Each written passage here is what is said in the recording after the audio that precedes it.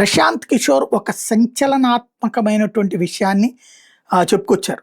ఏంటయ్యా ఇది అంటే తాజాగా జరుగుతున్నటువంటి ప్రక్రియ అంటే ఇప్పుడు మనం ముస్లిం సంఘాల మీటింగ్‌కి వెళ్లి మరీ చెప్పుకొచ్చాడు. ఆహ్, ఎవరైతే ముస్లిం సమ్మేళనంలో బీహార్ పోలింగ్స్ గురించి మాట్లాడుకుంటూ ఇవాళ మీరందరూ మోడీని ద్వేషిస్తున్నారు. ఓ 10 ఏళ్ల తర్వాత చూస్తే గనక యోగి ఆదిత్యనాథ్ తెర మీదకొస్తాడు. యోగి ప్రభుత్వం డేంజరస్ అంటారు. అప్పుడు మోడీనే బెటర్ అంటారు. ఇంతకుముందు వాజ్పేయి ప్రభుత్వం ఉన్నప్పుడు అద్వానీ అయితే ప్రమాదకారి అనేవాళ్ళు. ఆ తర్వాత మోడీని చూసినప్పుడు అద్వానీ బెటర్ అన్నారు. రేపు యోగి వస్తే గనక మోడీ బెటర్ అంటారు. ఇది ఆర్ఎస్ఎస్ సృష్టించేటటువంటి ఒక స్ట్రాటజిక్ గేమ్.